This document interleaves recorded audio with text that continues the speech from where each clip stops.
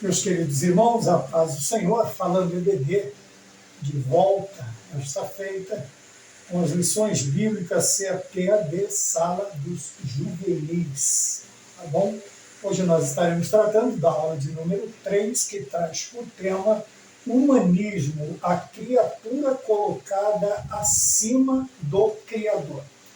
O texto base que vai ser usado se encontra no livro de Daniel, no capítulo de número 4, versículo de número 34, que está escrito assim: E eu bendisse o Altíssimo e louvei, e glorifiquei ao que vive para sempre, cujo domínio é um domínio sempiterno, e cujo reino é de geração em geração. Bom, temos aqui, neste versículo, a fala, né? A comprovação da soberania, da deidade do nosso Senhor, descrita por um homem que experimentou esta soberania, quando ele, se achando acima ou se igualando a um Criador, a um Deus, ele experimentou quem era realmente Deus, né? Nós vemos aqui Nabucodonosor, ele reconhecendo a grandiosidade e a soberania de Deus. A lição, ela vai transcorrer desta forma. Peço desculpas, porque às vezes vou colocar o pó do giz, me causou uma alergia, e de quando em vez, então, eu vou, não estou limpando o nariz, tá? Simplesmente coça por causa do pó, o vento levanta o pó e acaba me incomodando, tá bem? Então, eu já vou pedindo desculpas. E nós temos aqui diante de nós, dentro desta maravilhosa lição sobre o verdadeiro e o falso, como combater as ideologias do nosso tempo, nós temos a lição de hoje, que é uma destas ideologias, é o humanismo. Quando há o excesso, nós veremos aí, um sistema de pensamentos que valoriza mais a questão humana, o homem em si, o antropocentrismo, do que o teocentrismo. Quer dizer, a ideia principal é tirar Deus de sua posição de deidade, de soberano, de criador, e colocar o homem como sendo o centro de todas as atenções. Nós vamos caminhar por esta ideia, por este pensamento, tá? E trazendo alertas constantes, principalmente para os mais novos, quanto ao excesso de informação que nós estamos recebendo por meio das redes sociais, concedentes a estas ideologias. Nessa aula passada, numa das aulas, nós falamos sobre o sofisma, né? Quer dizer, a mentira disfarçada de verdade, as meias-verdades que não passam de mentiras, e uma infinidade de coisas que são apresentadas com o quê? Com o intuito de ludibriar, de enganar o homem, seja qual for a idade ou o gênero do ser humano, tá bem? Seja o masculino, seja feminino, qual idade for, a intenção do inimigo das nossas almas é enganar. Nós veremos aí os 3 objetivos da lição. O primeiro é compreender, nós entendermos o que é o humanismo, tá bem? O humanismo. Depois, conscientizarmos das consequências desta ideologia, deste tipo de pensamento. E, por último, mostrar os perigos do humanismo. Quer dizer, nós vamos ver o que as consequências que não são boas para aqueles que abraçam tal pensamento, e os perigos que trazem, principalmente àqueles que professam a fé cristã. Nós temos visto, infelizmente, nos últimos dias, muitos ditos cristãos abraçando ideias, ideologias, pensamentos que não condizem com as Sagradas Escrituras, não condizem com a doutrina sadia que nós aprendemos através da palavra de Deus, né? Um monte delas aí, que até muitas delas defendidas e tentando passar por leis forçosamente para que isto seja instituído como leis para os seres humanos, para nós brasileiros, mais propriamente dito. Então nós precisamos tomar cuidado porque, como cristãos ou como a Igreja de Cristo, nós somos aí um baluarte, nós somos uma parte da defesa da fé que uma vez foi dada aos santos. E como nós defenderemos se nós não compreendermos, se nós não nos conscientizarmos e se nós não formos alertados do perigo destas ideologias, desses sofismas, no caso aqui, o humanismo. Tá bem? Primeiro, o tópico de número 1, ele traz por título o que é humanismo.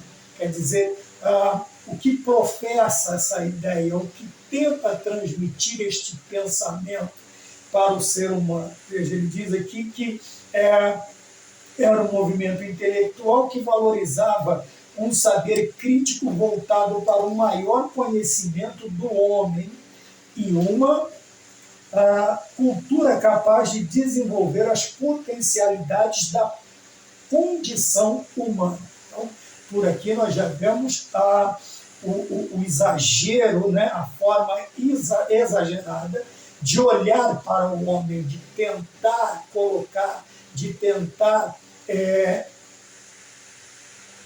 instituir no homem aquilo que não lhe é devido, que ele não é capaz, que ele não consegue. Veja, tudo que nós lemos aqui são coisas exageradas, potencialidades da condição humana, né? Quando nós olhamos o que quais são as condições humanas para que ela seja tão valorizada. E ele fala também sobre um saber crítico voltado para o maior conhecimento do homem, sendo que, quando o salmista vai escrever, ele diz: o Senhor conhece a minha estrutura, só conhece a estrutura do ser humano e sabe que somos pó. Nós somos pó. E a partir desse momento, desta ideia, nós já temos aí claro diante de nós que o homem só pode conquistar alguma coisa se do alto lhe for dado, lhe for concedido. Quando nós usamos a expressão do alto, nós estamos falando de Deus sobre as nossas vidas. Nós temos visto aí o antropocentrismo, quer dizer, o homem antropos, né, sendo exaltado de uma maneira muito grande. E isto traz perigos, porque quando a nossa condição humana é exaltada exageradamente, suscita orgulho, jactância, pensamentos indevidos, tanto quanto a nós, tanto também quanto a Deus. Quer dizer, nos torna autossuficientes, independentes, e todas estas más qualidades, elas nunca vão para as pessoas, vamos dizer assim, elas sempre caminham para as pessoas erradas. Quando é que o homem quer ser autossuficiente? Quando o homem quer ser livre, né? O adolescente quer se livrar do domínio dos pais. E o ser humano quer se livrar da ideia de um Deus que cuida, que vela e que rege a sua vida segundo a sua soberana vontade. Quando nós olhamos para estes pensamentos, nós vemos o perigo deste movimento humanista, né? E ele diz aqui: a principal característica desse movimento é o antropocentrismo, que destaca o homem como centro do conhecimento. Veja, a partir do momento em que nós colocamos algo, nós sabemos que dois corpos, pela física, dois corpos, eles não podem habitar o mesmo espaço. E também na vida espiritual, além por ser Deus espírito, não quer dizer que a partir do momento em que eu coloco algo, eu assento algo neste trono central, eu centralizo a minha vida, os meus pensamentos, as minhas emoções, as minhas vontades nesse ser que está no centro da minha vida. Se for o homem, obviamente eu tenho que tirar Deus desta posição. Deus e tudo que faz referência a Deus.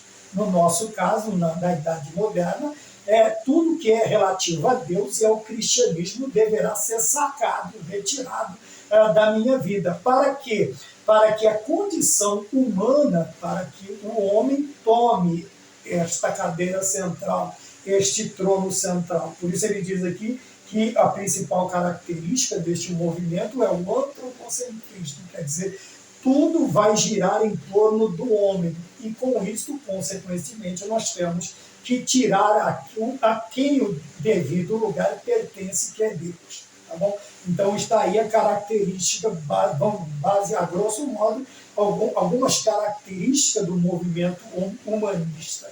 E nós temos visto isso em todas as áreas, eu vou sempre repetir isso, porque nós precisamos tomar cuidado, porque estas ideologias elas vão sendo transmitidas de uma maneira sorrateira. Se você olhar nos desenhos infantis, você vai encontrar algumas ideologias, alguns sofismas, algumas ideias liberais, algumas situações que vai comprometer um crescimento espiritual sadio. Quando olhamos para quem tem o costume de assistir novelas, de assistir canais abertos, você vai ver até mesmo, infelizmente, o que não deveria ter hoje é eivado, é carregado dessas ideias também, os jornais, revistas e o que quer que seja, programas de entrevistas. Nós precisamos tomar cuidado.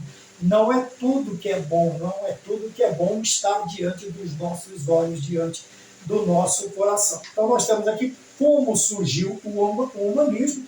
Então, os historiadores, a Itália foi o principal centro humanista, e ele é datado aí entre os séculos XIV e XVI,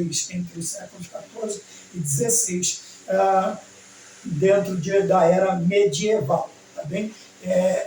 Na mudança da era medieval, como ele diz aqui, para a era moderna. E nós vamos ver que nessa transição de eras, alguns acontecimentos,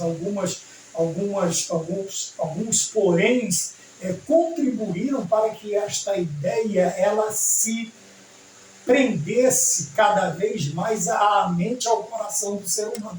E, infelizmente, uma das formas, uma das maneiras que o humanismo encontrou para ganhar força foi, infelizmente, a fraqueza religiosa que vivia-se no tempo, que manifestava-se neste tempo, entre os séculos XIV e XVI. Tá bom? Nós vamos ver aqui.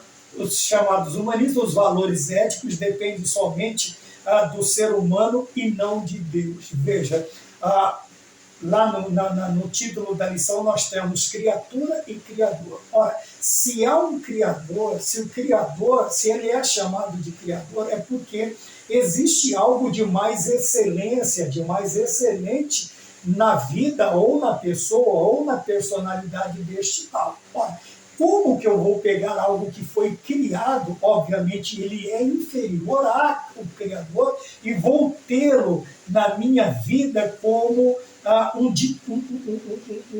um apregoador de valores morais? Não tem como.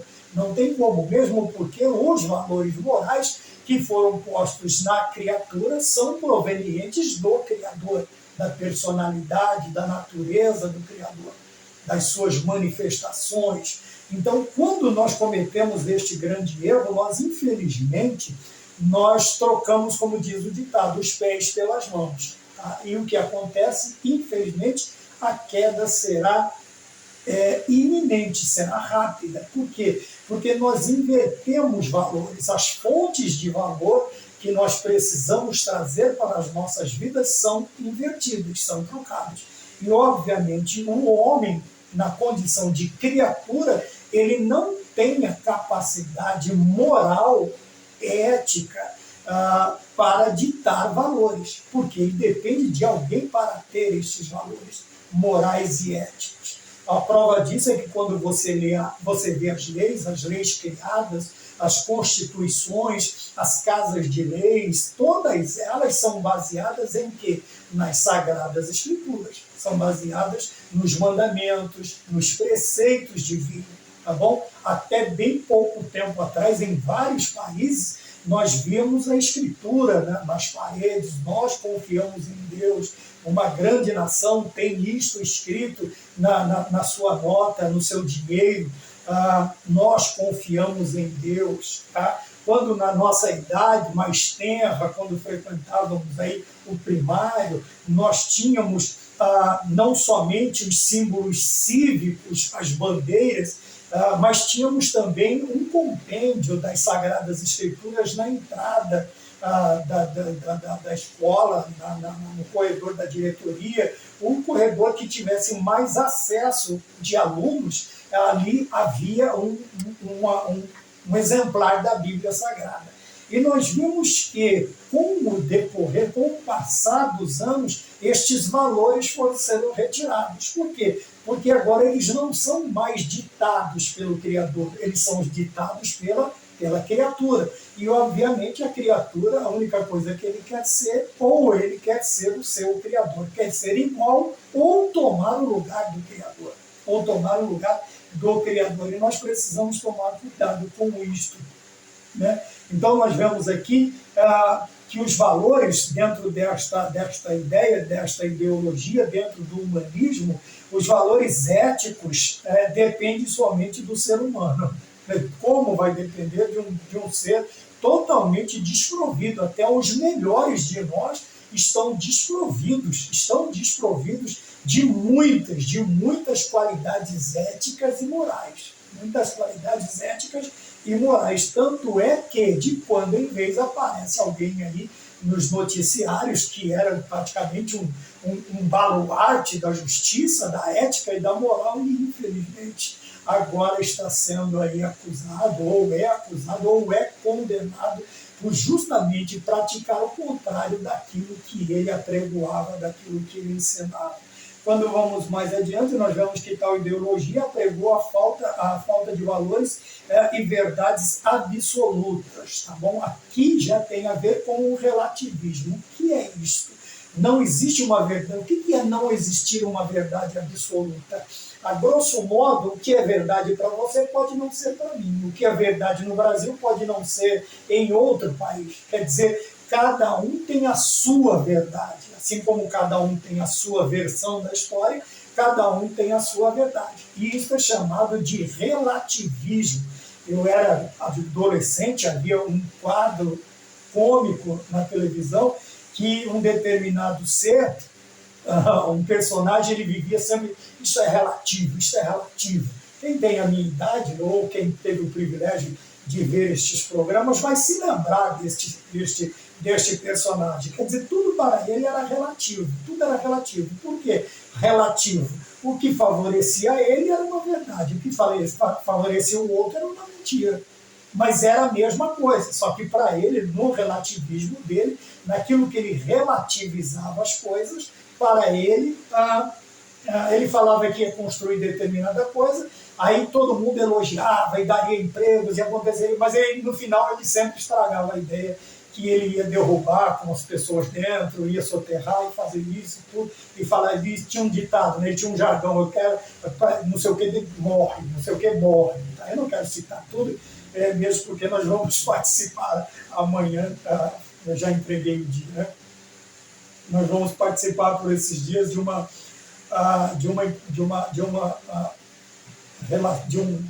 um processo muito importante, civicamente falando, na vida do brasileiro. Então, vejam bem, quando o humanismo ele vem com a ideia do relativismo, o que ele está fazendo?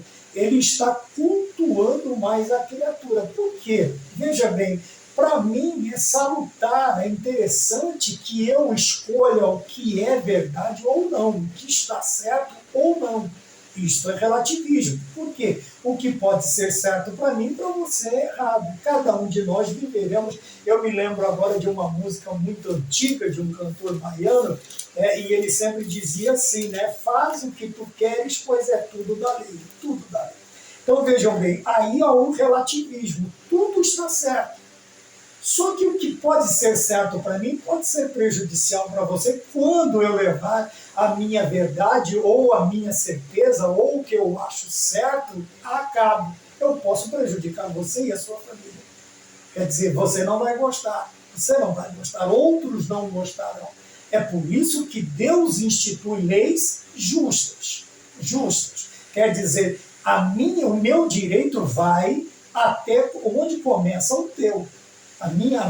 Os meus direitos, eles terminam quando começam os seus. Eu não posso me beneficiar de algo que te prejudique. Isto não existe. Tá bem? Então, veja, como a ideologia do humanismo ela também trabalha. Ela trabalha com o relativismo.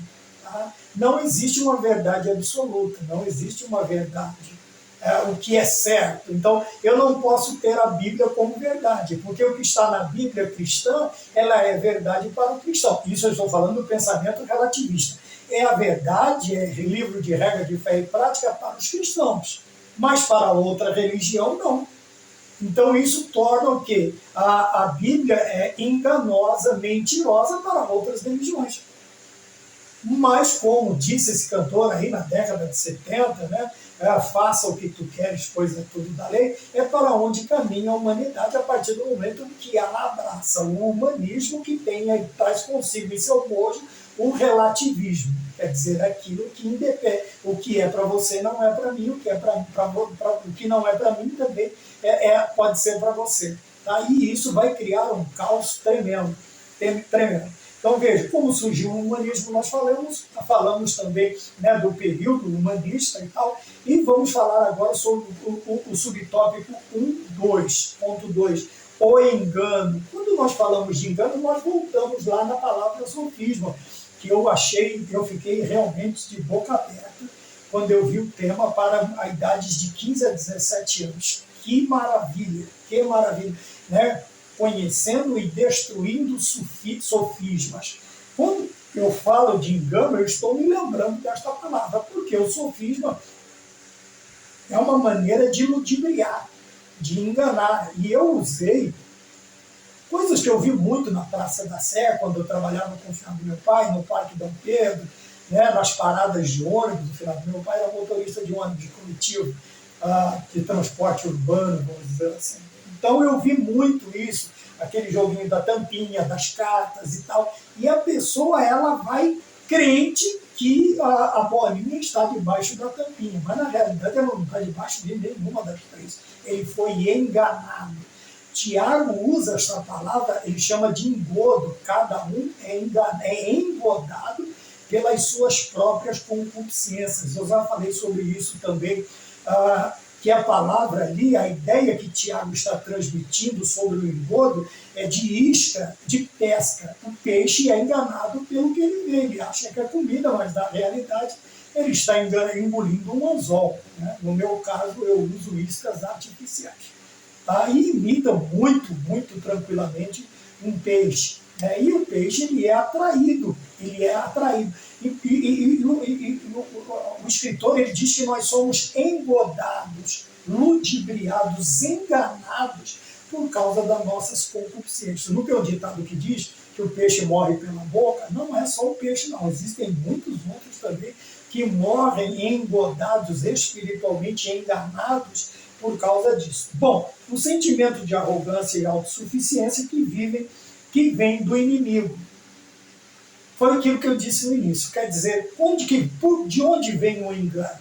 A partir do momento em que eu abraço essa ideia, que eu desposo este tipo de doutrina, eu trago com ele o engano. E eu sei quem é o pai do engano, quem é o pai da mentira. Logicamente, tudo isso vem do diabo, daquele que é contra as nossas almas, tá bom? E nós vemos também, dentro destas ideologias, muitos artistas, muitos comentaristas, muitos esportistas, falando sobre a adoração do diabo.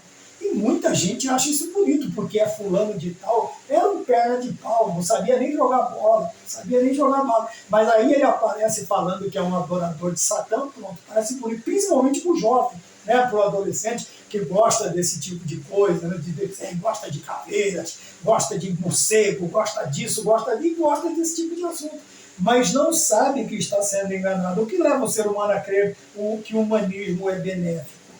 Quer dizer, é um sentimento de arrogância. Quer dizer, cada vez mais que nós nos reconhecemos autossuficientes ou nos denominamos autossuficientes, a nossa arrogância vai a um nível altíssimo nas nossas vidas. E é aí que está o perigo. Somos enganados por causa disso. Por quê? Por causa da nossa arrogância. O ser humano ele é arrogante por natureza.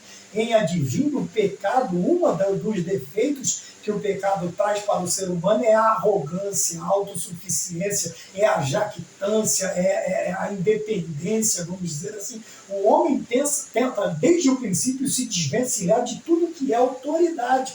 Nós vemos isso em todos os lugares. Os filhos se rebelam contra os pais, Miqueias disse isso. Veja, Satanás se rebelou contra Deus.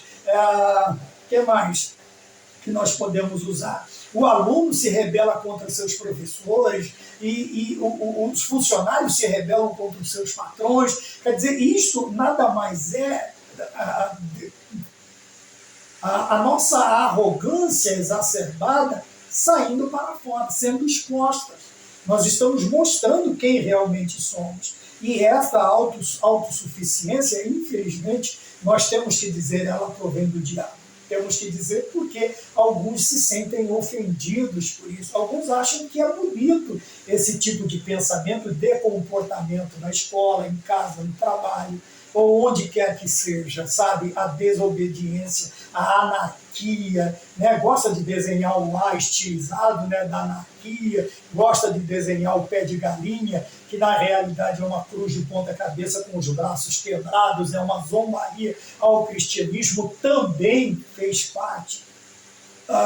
Era o símbolo do conciliábulo das bruxas, né? Eu ouvi alguém falando alguma coisa sobre o número 13, né? Não tem nada a ver com outra coisa, pelo amor de Deus, eu estou falando de religião, tá bom?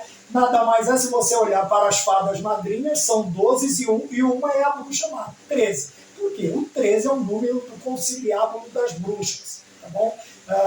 Daqueles que praticam bruxeria, como diz o espanhol, daqueles que são adeptos desse tipo de espírito, não espiritualidade, dessas pessoas espiritualistas. Então tudo tem a ver, tem uma conexão.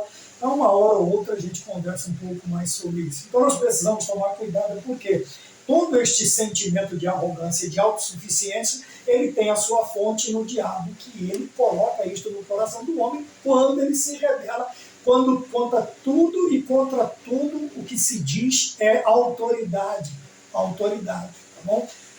Paulo vai escrever aos Romanos no capítulo 13, nós cansamos também de citar esta passagem, que nós devemos obedecer e sermos submissos às autoridades, porque as tais são constituídas por Deus, tá bom? Se há algum problema, como é que nós fazemos? Oramos, dobramos os nossos joelhos e pedimos para Deus para que Ele resolva ou nos ajude a resolver ou nos localizarmos dentro da situação. Tá? Eu não estou dizendo não pode com eles, junte-se a eles, não é isso que eu estou dizendo. Não estou dizendo também que a voz do povo é a voz de Deus, não tem nada a ver. Tá? O que eu estou dizendo é que a nossa forma de oposição ela é diferente. A nossa oposição é feita em jejum e oração diante de Deus, e Deus ele vai, na sua soberania, controlando a história, as nações, para que o seu plano salvífico ou redentor da raça humana ele tenha bom termo aí no tempo que ele pré-estabeleceu para que isto acontecesse. Tá bom? Então, outro sentimento também advindo desta questão do humanismo é que as pessoas se sintam absolutas em si mesmos e ignorando a soberania e o poder do Eterno. Bom, nós falamos sobre isso, já só dá mais uma reforçada, que nós lembramos aqui, quer dizer, as pessoas se sentem absolutas em si mesmas, quer dizer, elas e não existe mais ninguém. Com isso, o que eles fazem? Eles ignoram a soberania e o poder de Deus. Aí é que está um grande problema, porque no decorrer da história, desde os primeiros pais, nós vamos ver que todos aqueles que abriram mão ou voluntariamente ignoraram os preceitos por Deus escritos e imutáveis que são, assim como o nosso Deus, aqueles que abriram mão ou se rebelaram contra esses preceitos, estes mandamentos, infelizmente, os seus finais não foram bons, não foram bons. Então nós precisamos tomar cuidado, porque quando nós nos tornamos absolutos, nós achamos que somos autossuficientes, o que nós estamos fazendo? Nós estamos ignorando a soberania, né? Todo mundo sabe, o desenho mais assim, né, do soberano é um rei. E o rei, o que ele faz? Ele governa, ele domina, ele conduz, ele dita regras, ele dita leis. Isso é soberania, ele conduz a sua nação. E o poder de Deus, quer dizer, quando nós abrimos mão do poder de Deus, já não resta mais nada para nos ajudar, já não resta mais nada para nos auxiliar. 2, as consequências do humanismo. Nós falamos sobre, no primeiro tópico, o que é o humanismo. E agora nós vamos ver as consequências, quer dizer, aquilo que vem depois do ato praticado. A consequente é que vem depois. Consequência, consequente, é aquilo que vem depois. Eu pratiquei o ato, eu abracei o humanismo, eu entendi a ideia, achei legal esse negócio de tirar Deus de circulação e colocar um homem, ou a mim mesmo, no caso, naquela posição, e achar que agora eu sou absoluto. Tranquilo, vou viver assim, beleza. Toca o barco. Porém, o ponto de número 2 fala sobre as consequências deste desposamento, deste abraçar desta ideia, deste conceito exposto pelo homem. Primeiro, nós vemos aqui, ele vai explicar quais são as consequências. E a primeira consequência, eu já expus no início, que é você ter que substituir.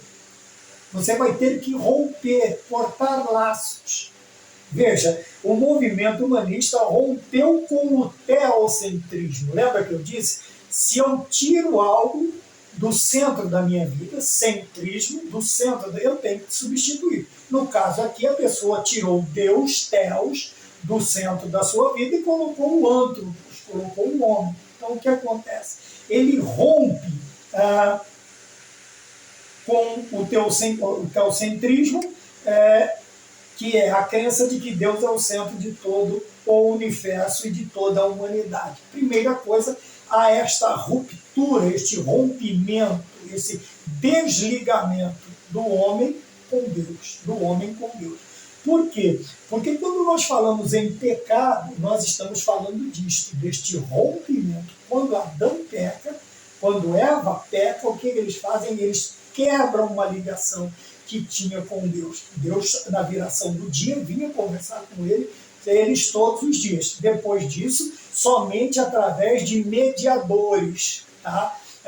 Nós tínhamos os sumos sacerdotes, nós tínhamos os animais sacrificiais, nós tínhamos os sacrifícios do Antigo Testamento, até o advento do Messias, que é o Cordeiro Pascal, que é o nosso sacrifício vicário. Então, veja bem, aí sim foi restabelecido este rompimento, esta quebradura, esse desligamento.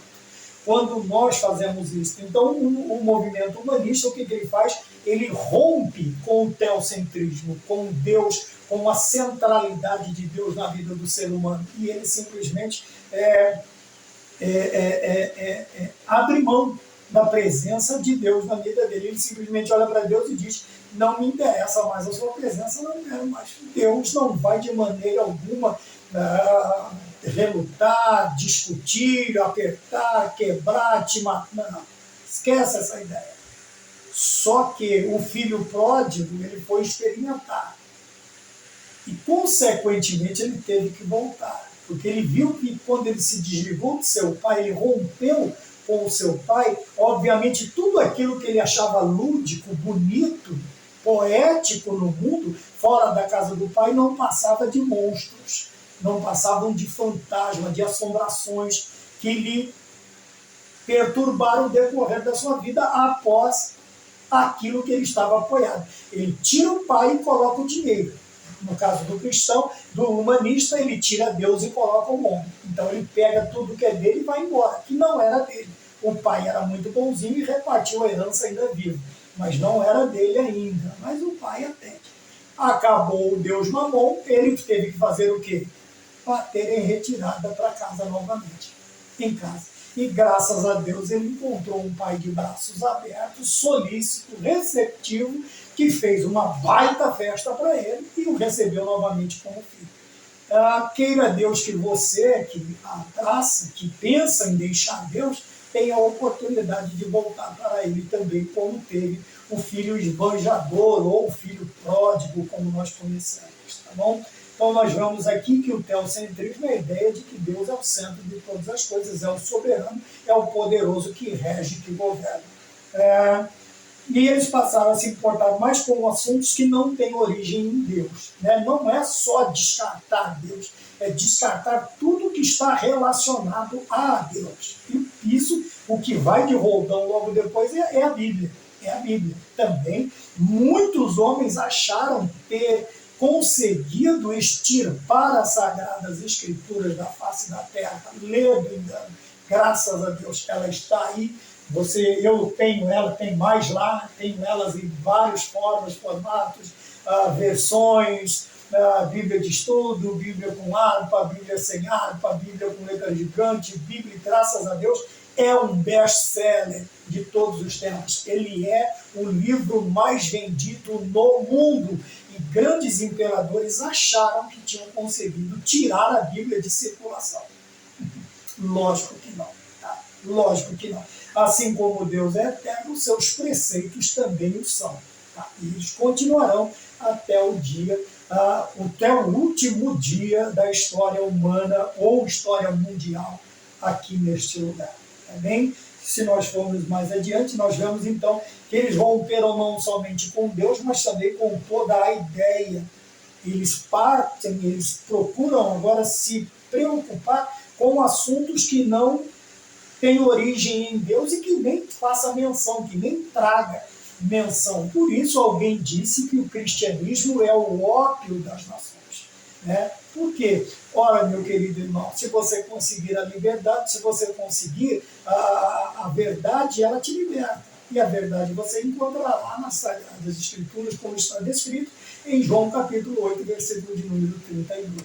E, obviamente, se o homem não quer, quem assistiu aquele filme, O Livro de Eli, é um livro muito interessante. O homem corre tanto tempo atrás e o livro está escrito em braille. O livro está escrito em braille. E a única que poderia ajudá-lo, ele simplesmente faz da vida dessa pessoa um inferno, né? E ela deixa ele na mão, porque ela não consegue. Mas o que acontece também, outro fato interessante, é que toda aquela escritura está gravada no coração do Eli. E ele vai, no filme aparece até o prelo de 2 tipos de Gutenberg, imprimindo, e ele vai ditando, e eles vão escrevendo, e o prelo de 2 tipos, a impressora vai imprimindo os papéis para ter pelo menos mais um compêndio das Sagradas Escrituras. É um filme interessante de se assistir, tá bom? Então vejam bem, o homem rompe com Deus e com tudo que está relacionado a Deus, com tudo. Obviamente que a primeira coisa que vai depois de Deus é o quê? É as Sagradas Escrituras, é a Bíblia, e nós temos visto isso, infelizmente, dentro de muitas denominações. Os crentes já não se importam nem de carregar mais a Bíblia para ir para a igreja. Né? Coloca num celularzinho ali no bolso, ele sai, ele entra e sai, ele é um agente secreto. Ele é o 007 e é tão gostoso. Eu tenho um tablet, tenho um celular, não digo que não tem, mas é tão gostoso folhear, manusear a Bíblia, né? Você saber, né? Tínhamos aquelas disputas, vamos dizer assim, né? Depois da escola dominical, o pastor começava a ler um versículo e a gente tinha que lembrar onde estava escrito o capítulo, versículo, livro, e éramos premiados por isso. Era uma coisa muito boa. Hoje em dia, infelizmente, isso já não faz parte. Já não faz parte muito, já nem sequer tem um compêndio físico, né, um exemplar físico das Sagradas Escrituras, nem em casa e nem também em mãos quando vão à igreja. Tá bem? Então, nós falamos sobre o que os humanistas rejeitam, o ponto 2.2, sentimentos destrutivos, quer dizer, a partir do momento que nós substituímos algo, obviamente a falta daquilo vai nos trazer sentimentos ruins, né? Sentimentos ruins. Se você perde um órgão importante do corpo, você vai sentir falta mais na frente daquilo que ele produzia e proporcionava para a saúde do corpo. Se nós substituirmos da alimentação, nós vamos sentir falta daquilo e teremos que substituir por outro. Porém, os sentimentos aqui, eles são destrutivos. Eu separei, eu achei interessante dos parágrafos aqui, um dos últimos parágrafos, está escrito assim: o orgulho nos impede de reconhecer que foi Deus que nos deu, que nos ofereceu tudo ou que tudo nos ofereceu. Então vejam bem, um dos sentimentos prejudiciais ao ser humano e à sociedade, pois provoca sentimentos destrutivos. E que sentimentos são estes? O primeiro é que ele nos impede de raciocinar, de pensar, de chegar a conclusões inteligentes. Ele diz: o orgulho nos impede de reconhecer que foi Deus que tudo nos ofereceu. Veja bem, tudo que nós temos é o vento, fiquem tranquilos. Tudo que nós temos foi Deus quem nos deu. A vida, o trabalho, a saúde, o sustento, tudo que nós temos são provenientes da mão de Deus.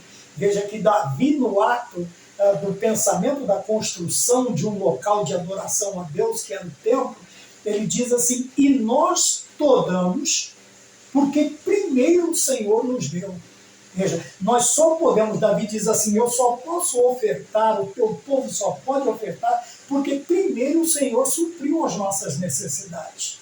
Olha que pensamento sábio, inteligente.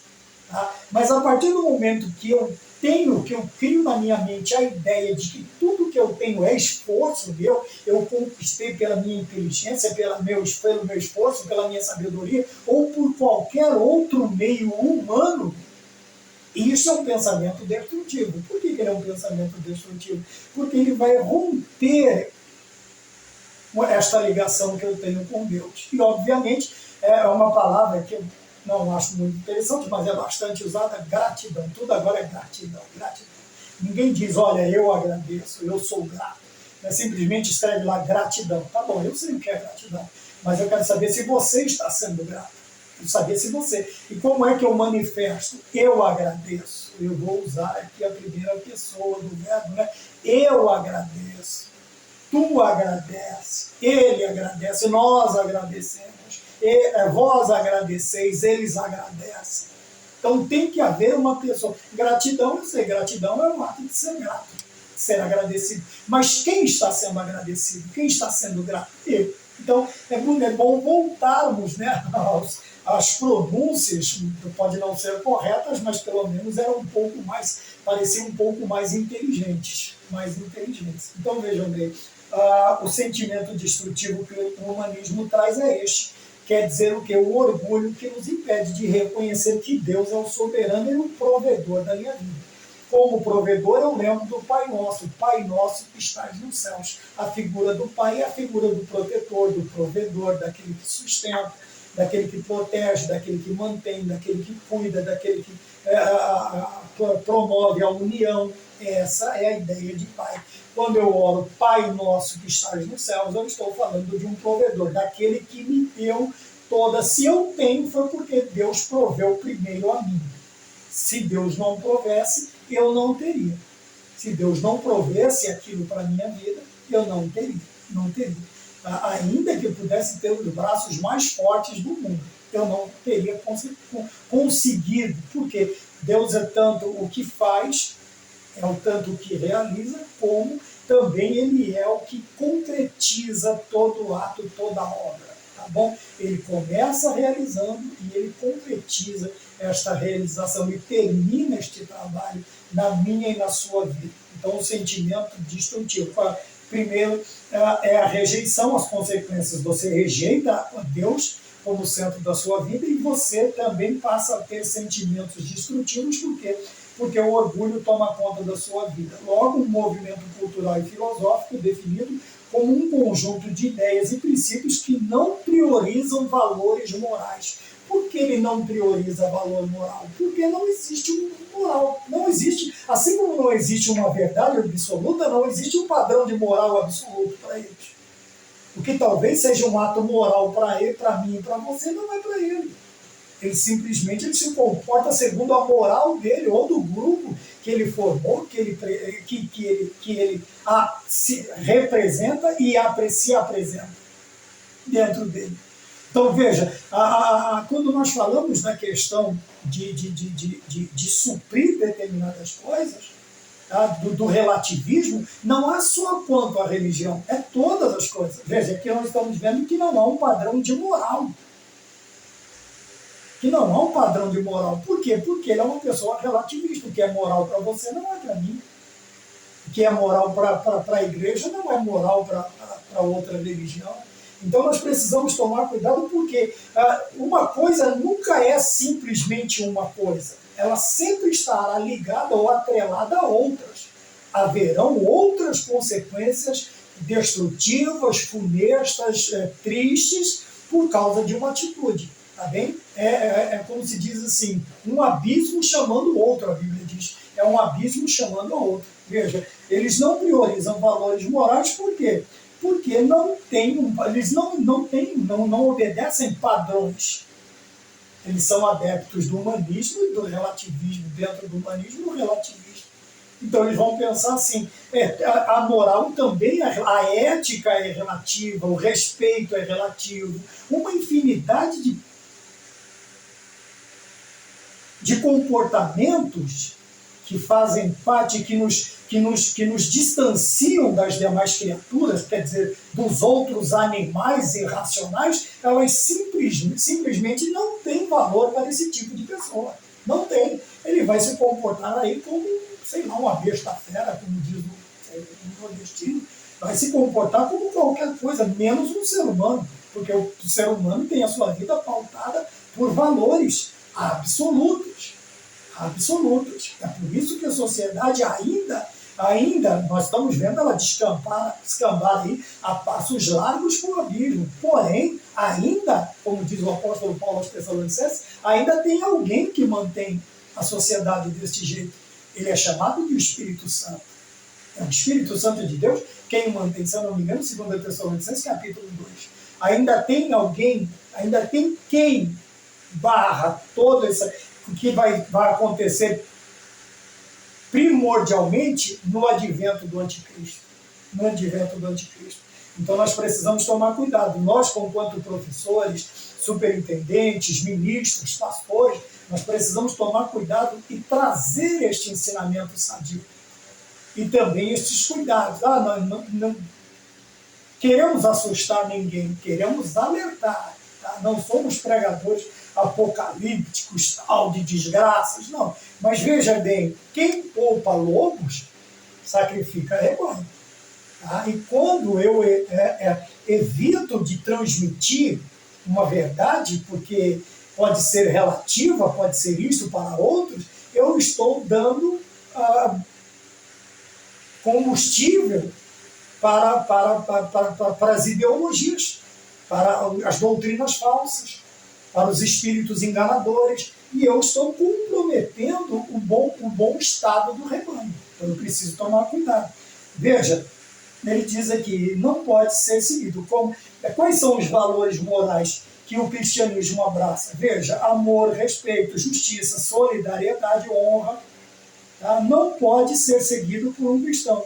O quê? O que não pode ser seguido por um cristão? Veja, existem ideologias, pensamentos que são, como diz o gaúcho, verdadeiras barbaridades. Quer dizer, são coisas que o cristão, quando ele não é apartidário, eu não posso ser apolítico, porque eu tenho que ter as minhas convicções. Há uma parte da moral, da ética e do civismo que de 2 em 2 anos eu tenho que comparecer a um determinado lugar. Porém, eu tenho que comparecer como? Conscientemente do que eu estou fazendo. Mas existem cristãos que, infelizmente, não priorizam os valores morais e eles abraçam ideias esdrúxulas ao cristianismo. Podemos citar alguns? Podemos. Drogas, aborto, isto, aquilo outro. Quer dizer, nós precisamos tomar cuidado. Um cristão, ele não pode ser adepto de uma ideia, de uma ideologia que pregue que o que ela prega, tudo é contrário aos preceitos divinos. Um cristão de verdade não abraça isso. E às vezes nós queremos, nós queremos até justificar, porque seguimos, sei lá, partido A, ideologia B, fulano C. Mas não há justificativas. Não tem como eu me manter amigo de Deus se eu for contra os seus preceitos. Não tem como eu ser um filho de Deus se eu sou contra os seus mandamentos. Se a minha vida, se a minha moral, se a minha ética, se a minha justiça, ela não excede, a Bíblia diz, excede a dos escribas e fariseus. Eu vou dizer, não excede a justiça, a moral e a ética dos gentios, dos mundanos. E eu, enquanto cristão, eu tenho que transmitir esta ideia de que nós não podemos abraçar determinados pensamentos, determinadas ideologias. Tá? E hoje, agora nessa lição, nós estamos falando de humanismo. Um cristão de verdade não pode seguir esses tipos de ideia. Se você abraça isso, infelizmente, eu tenho que te dizer, você não é um cristão genuíno, não tem como. Não tem como ser. É só comparar você com a Bíblia, o que você defende com o que a Bíblia defende. Você vai ver que está totalmente contrário, um caminho contrário ao que a Bíblia ensina. 2, 3, qual é a outra consequência? Quando fazemos tudo isso, nós entramos no caminho da desobediência. E o escritor fala sobre rebeldia. Veja, ele fala sobre a rebeldia dos israelitas, dos judeus. E isso faz o quê? Quando nós começamos a trilhar o caminho da desobediência, da rebeldia, isso faz com que os nossos ouvidos sejam tapados para a voz dos profetas. Que o nosso profeta maior é a Bíblia Sagrada, com que Deus deixou escrito, para que nós conduzíssemos a nossa vida. Quando eu entro pelo caminho da desobediência e também da rebeldia, é obviamente óbvio que eu vou virar as minhas costas às Sagradas Escrituras. Consequentemente, aos apregoadores, aos apregoeiros, aos pregadores, aos homens e mulheres que Deus levantou cheios do Espírito Santo para ministrarem a sua palavra para nós nos dias de hoje.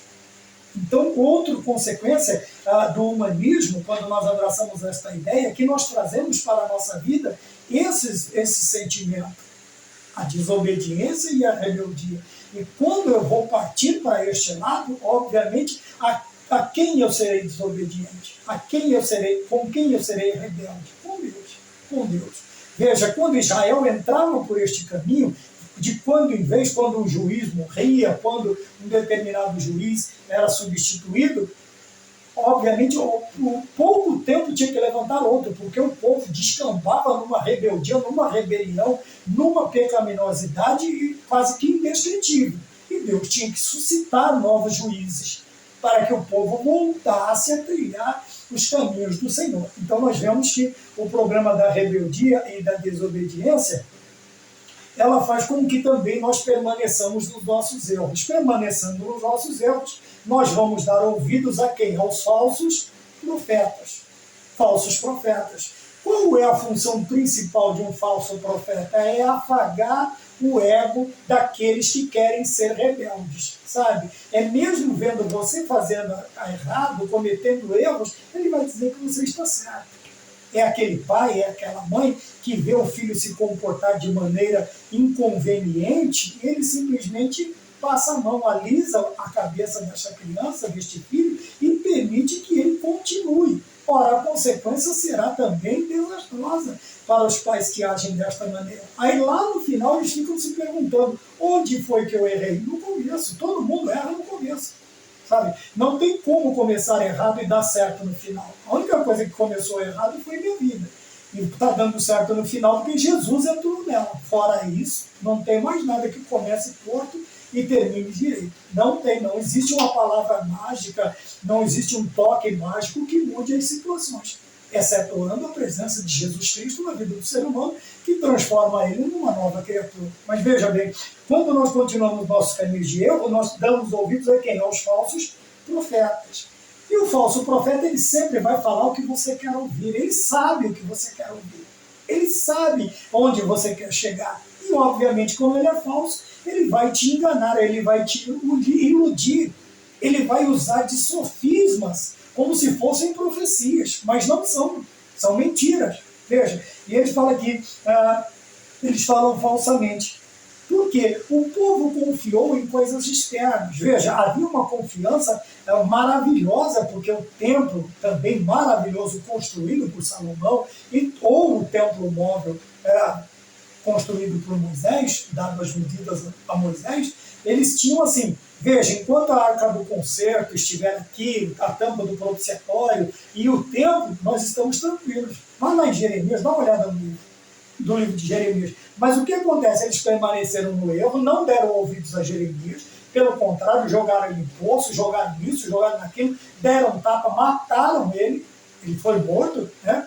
Apedrejado. Agora veja bem, o que aconteceu? O templo foi destruído, a arca foi levada embora, quer dizer, tudo aquilo que eles tinham como vãs tradições, como tradições, não que não houvesse, mas não havia um poder mágico. Tá? É que Deus havia escolhido aquele lugar e aqueles objetos para manifestar a sua glória. Não que ele estava lá dentro. Não que ele estava. Ele estaria acompanhando o povo enquanto o povo continuasse obedecendo. Em vindo, poderia ter 2 templos, poderia ter 2 arcas, poderia ter 2 propiciatórios, poderia ter tudo dobrado. Mas se a presença de Deus não estivesse, eles seriam destruídos. Assim é na nossa vida.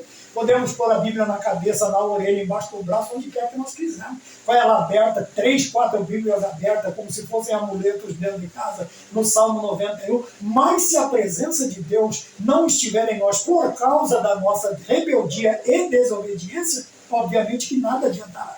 Nada adiantará. Nós, infelizmente, seremos alcançados pelo destruidor. Tá bom?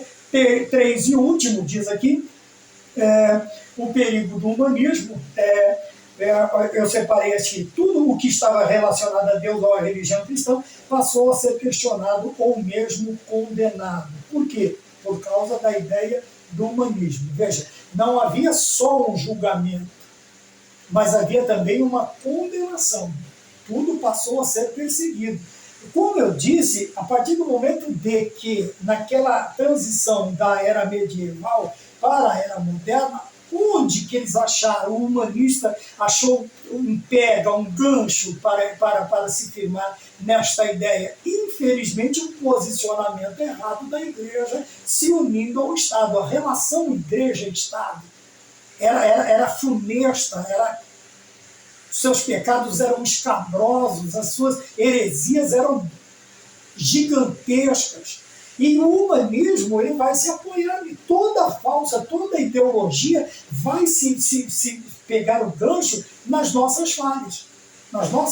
Na falha não de Deus, não nas falhas da Escritura, não, mas dos cristãos. Veja, na união da Igreja Católica com o Estado havia uma corrupção, uma prostituição espiritual gigantesca. Tá? Uma das maiores delas era a venda das indulgências. Tá? Isso dentre outras, casamentos, filhos fora de casamentos, de relações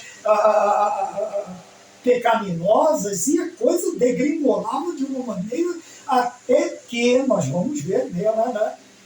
O surgimento dos reformadores, os pré-reformadores, os reformadores e os pós-reformadores. Não existem só 2 reformadores como nós temos até o mês da reforma né? O mês de outubro. Não existem só 2 reformadores, existiram antes alguns. Aí em 1517 aparecem os 2 principais, eu não vou citar não, porque você vai ver. E depois nós temos aqueles que mantêm a reforma. Eles continuam fiéis, mesmo morrendo, sendo deportados, sendo perseguidos por reis e rainhas, mas eles se mantiveram fiéis. Porém, veja, Onde foi que o humanismo achou um campo fértil para lançar as suas raízes? Foi justamente essa relação pecaminosa entre a igreja a serviço do Estado. Ou vice-versa, porque tinha uma relação de, como se diz, deixa eu lembrar da palavra, uma relação de compromisso entre os dois, tá? Corrupta entre Estado e igreja e Estado. E nisso nós vemos que aqueles que não se dariam bem nem com a igreja nem com o Estado, mas não se revoltam contra o Estado, mas se revoltam contra a igreja. O humanismo, ele não se desliga do Estado, mas se desliga da igreja, tá? Se desliga de tudo que é relacionado a Deus. Vou deixando uma dica para você ver que eles são seletistas, tá bom? Eles sabem separar a carne do espinho. Então vejam bem, passou a ser questionado e condenado, quer dizer, tudo que era ligado a Deus e à religião, por causa deste terreno pantanoso entre a Igreja Católica e o Estado. A Igreja Católica a serviço do Estado. Tá bem? E nós vamos ver aí uma infinidade. Havia, você que vai se irritar, vai ver e vai irritar, havia até uma indulgência, uma das mais caras, a mais cara, eu não gosto nem de citar ela explicitamente, que dava direito a quem tivesse aquele documento de violar até um dos nomes, ou o maior nome dentro desta ramificação. O Papa vendia isso. Então, se você não conhece a história, você, por favor, ou você vai e estuda e volta, mas se você não souber, ouça, aprenda e vá lá, comprove se realmente é verdade.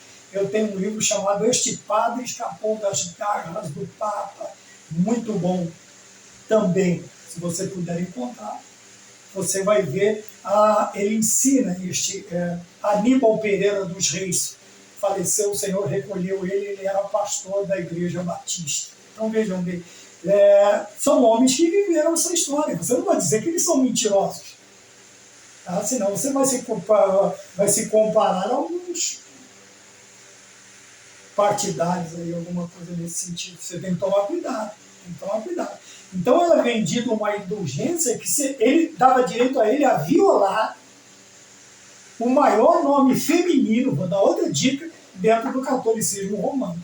Então, estude, tá bem? Este é o perigo do humanismo. Então encontrou-se esse terreno lamacento, lodaçal, este campo, infelizmente, fértil para ideias contra a igreja e contra Deus, contra a religião e contra Deus, tá bom?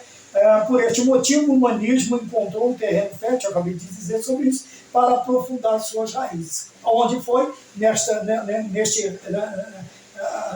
relacionamento igreja-estado, tá bem? Se formos um pouco mais abaixo, nós vamos falar sobre dois outros pensamentos, né?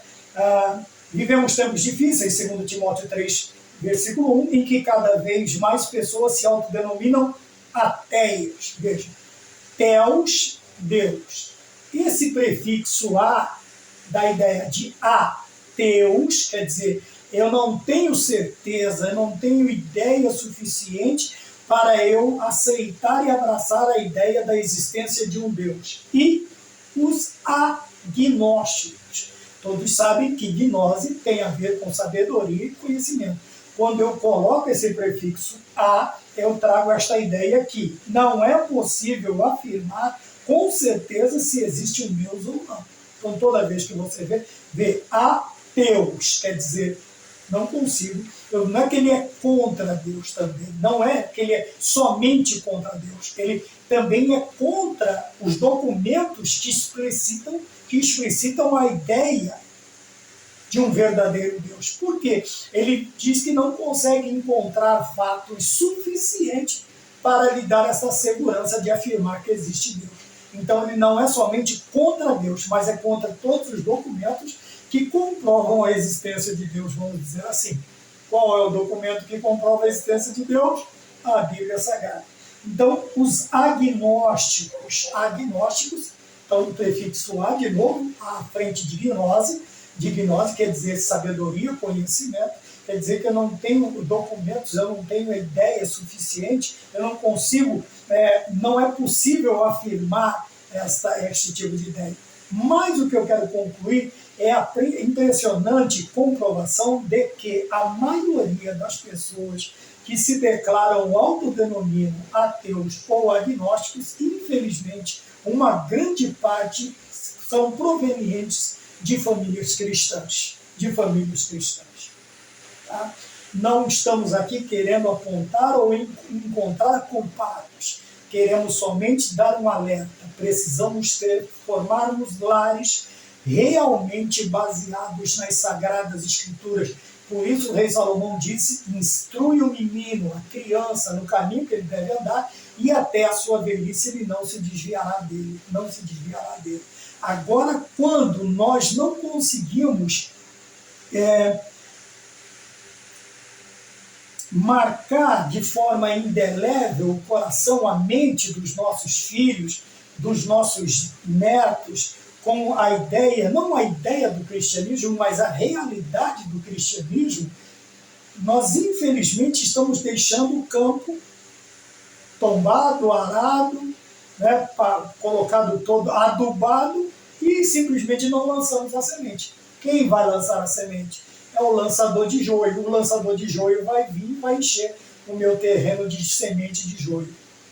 E, infelizmente, constata aqui na lição o escritor que a maioria, infelizmente, dos que se dizem ateus e agnósticos são provenientes de lares cristãos. Que nós tomemos cuidado, que nós oremos bastante a Deus, que nós busquemos bastante a Deus, para que, se o inimigo não conseguir nos tocar com esta ideia, com esta ideologia, com esse pensamento humanista, ele nos dê graça suficiente para nós conseguirmos formar na vida dos nossos filhos, dos nossos netos, dos nossos alunos, a ideia de que o humanismo e qualquer ideologia contrária às Sagradas Escrituras, ela é nociva à minha vida espiritual. Então nós falamos da lição de número 3, que será ministrada no dia 20 de outubro de 2024, e o tema dela é Humanismo, a criatura colocada acima do Criador. Que Deus nos livre, que Deus nos guarde, que Deus nos proteja e que o Senhor nos dê graça suficiente também para podermos preparar as gerações futuras contra estas ondas, contra estas vagas procelosas, como diz o hino, quando elas vierem contra as nossas naus, elas continuarem seguras. Amém? Que Deus nos abençoe, que Deus nos dê graça, e a próxima vez que o Senhor permitir, se o Senhor nos permitir, estaremos falando sobre a lição de número 4. Que Deus te abençoe, no nome de nosso Senhor Jesus Cristo. Amém, Senhor Jesus. Amém.